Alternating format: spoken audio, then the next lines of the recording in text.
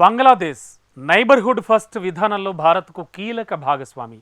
రక్షణ, వాణిజ్యం, ఇంధనం, కనెక్టివిటీ, సముద్ర వివాదాల వంటి రంగాల్లో రెండు దేశాల మధ్య సత్సంబంధాలు కొనసాగుతున్నాయి.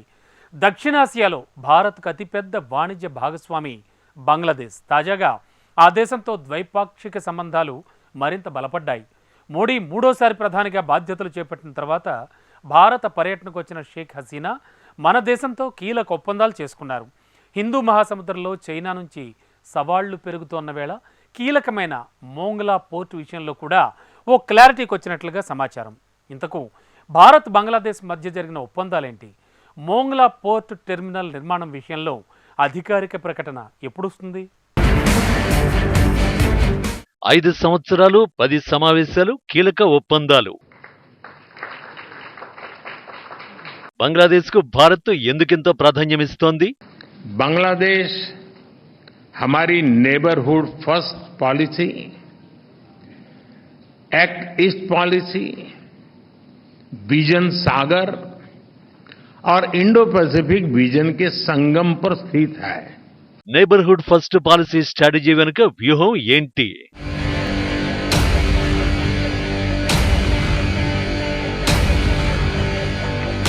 నైబర్హుడ్ ఫస్ట్ మూడోసారి ప్రధానిగా తన ప్రమాణ స్వీకారంతోనే మోడీ చెప్పకనే చెప్పింది ఇదే. మన చుట్టుపక్కల ఉన్న దేశాధినేతలను ఆహ్వానించి నైబర్హుడ్ ఫస్ట్ పాలసీని ప్రకటించారు. అఫ్ కోర్స్ కేంద్రం ఇదే పాలసీని చాలా ఏళ్ల నుంచి ఫాలో అవుతోంది. ఇప్పుడు కూడా తాము ఇదే విధానాన్ని కొనసాగిస్తామని చెప్పకనే చెప్పారు ప్రధాని. ఇక ఇండో పెసిఫిక్ పార్ట్నర్షిప్ పై కూడా స్పెషల్ ఫోకస్ పెట్టనుంది ఇండియా. తీర జలాల్లో చైనాకు చెక్ పెట్టేందుకు దాదాపు 13 దేశాలతో కలిసి ఇండో పెసిఫిక్ ఓషన్ ఇనిషియేటివ్ ని గతంలో చేపట్టింది. ఇప్పుడు మోడీ థర్డ్ టర్మ్ లో ఇది మరింత దూసుకుపోనున్నట్టు పొరుగు దేశాల నేతల్ని ఆహ్వానించడం ద్వారా ప్రకటించారు. యాక్ట్ ఈస్ట్ పాలసీ 2014 వరకు లుక్ ఈస్ట్ పాలసీని కొనసాగించిన యూపీఏకు అప్డేట్ గా బీజేపీ ప్రభుత్వం కొలువు తీరగానే ఈ పాలసీని తీసుకొచ్చింది. ఇప్పుడు ఈ పాలసీ 10 ఇయర్స్ యానివర్సరీ చేసుకుంటోంది. సో కొత్త ఎజెండాతో ఈ పాలసీని మరింత అప్గ్రేడ్ చేయనున్నారన్నమాట. అందులో భాగంగానే బంగ్లా ప్రధాని షేక్ హసీనా భారత్ లో అడుగుపెట్టారు. अखौड़ा अगरतला के बीच भारत बांग्लादेश का छठा क्रॉस बॉर्डर रेल लिंक शुरू हो गया है.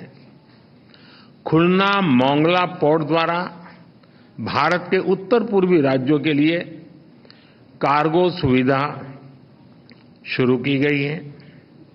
मोंगला पोर्ट को पहली बार रेल से जोड़ा गया है.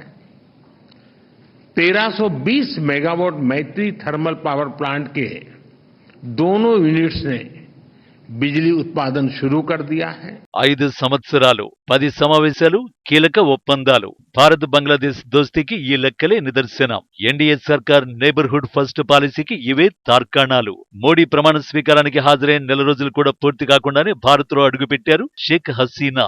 ఆమెకు ప్రధాని మోడీ సమక్షంలో రాష్ట్రపతి భవన్ లో ఘన స్వాగతం లభించింది.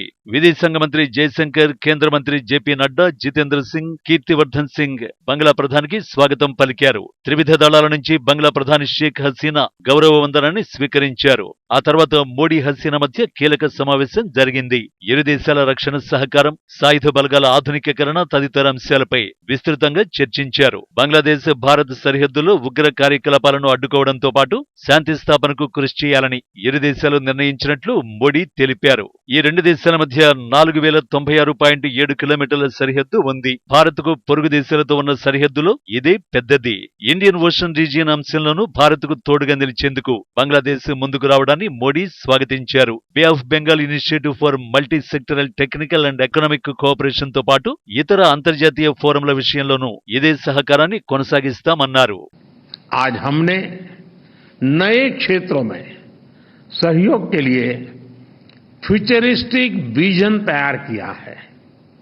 Green partnership, digital partnership, blue economy, space जैसे अनेक क्षेत्रों में सहयोग पर बनी सहमति का लाभ दोनों देशों के युवाओं को मिलेगा.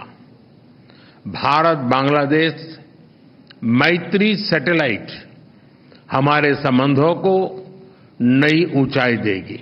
ఇరు దేశాల మధ్య వాణిజ్య సహకార సంబంధాల బలోపేతానికి కృషి చేస్తామని మోడీ తెలిపారు. గత 10 ఏళ్లలో మేము ఇరు దేశాల మధ్య 1965 నాటికి ముందున్న సంబంధాలను పునరుద్ధరించాం.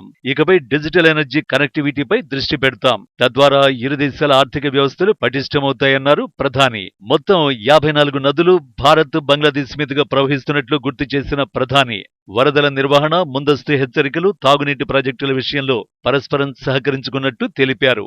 అయితే ఈ భేటీ తర్వాత రెండు దేశాల బంధాన్ని నెక్స్ట్ లెవెల్ కు చేర్చే ఒప్పందంపై ఉమ్మడి ప్రకటన ఉంటుందని అంతా భావించారు.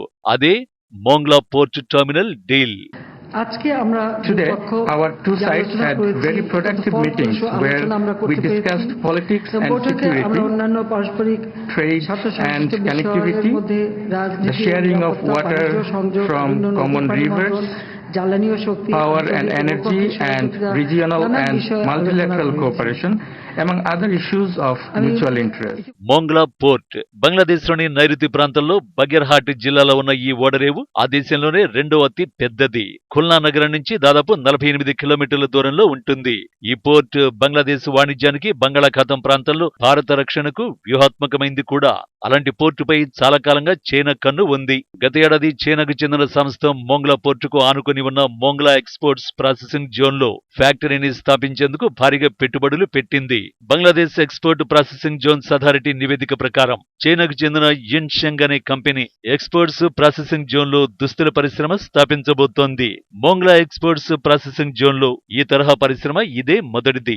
ఫ్యాబ్రిక్స్, గార్మెంట్స్ యాక్సెసరీస్ ఉత్పత్తి చేయడానికి ఆ సంస్థ ఏకంగా $89 మిలియన్ పెట్టుబడి పెడుతోంది. మోంగ్లా ఎక్స్పోర్ట్స్ ప్రాసెసింగ్ జోన్ లో ఈ స్థాయిలో పెట్టుబడి పెట్టేందుకు సిద్ధమైన ఏకైక సంస్థ కూడా ఇదే. ఈ స్థాయిలో ఓ చైనా సంస్థ పెట్టుబడులు పెట్టడానికి అసలు కారణం బంగ్లాదేశ్ లోని చిట్టగాంగ్ను తన కంట్రోల్లోకి తీసుకున్నట్టుగానే మోంగ్లా పోర్టును కూడా తన ఆధీనంలోకి తెచ్చుకోవాలనే చైనా వ్యూహం ఉన్నట్టు నిపుణులు చెబుతారు.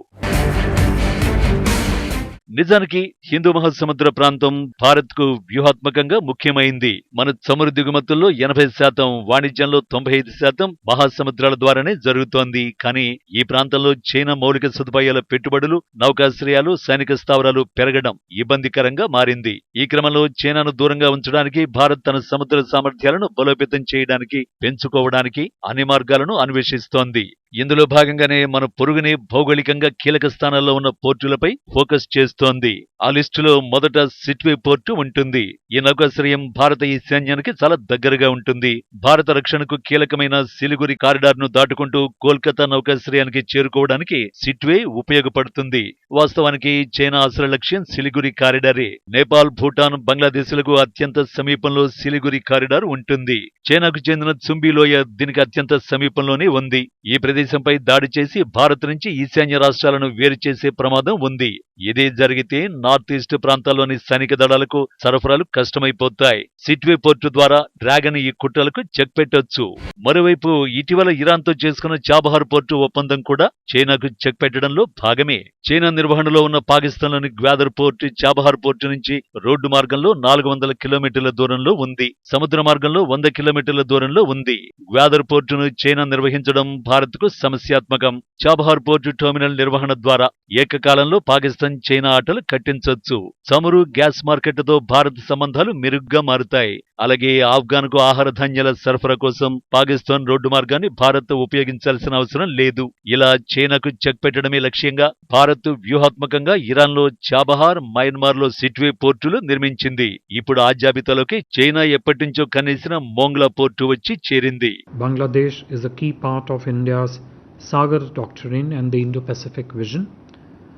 In this respect, the renewal of the MOU on maritime cooperation and blue economy that was signed and exchanged earlier today aims to develop our ocean-based blue economy and maritime cooperation. Similarly, the MOU on oceanography will establish framework for research in that area.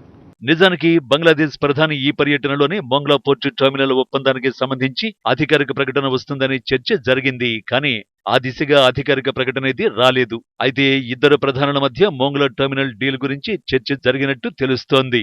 ఇప్పటికే ఈ terminal నిర్మాణం ఒప్పందం గురించి India ports global limited సంస్థ రంగంలోకి దిగినట్టు జాతీయ మీడియాలో కథనాలొచ్చాయి. Terminal నిర్మాణం ఒప్పందం కోసం వివరణాత్మక ప్రతిపాదనను సమర్పించాలని Mongla port authority India ports global limited ను కోరినట్టు ఆ కథనాలు తెలిపాయి.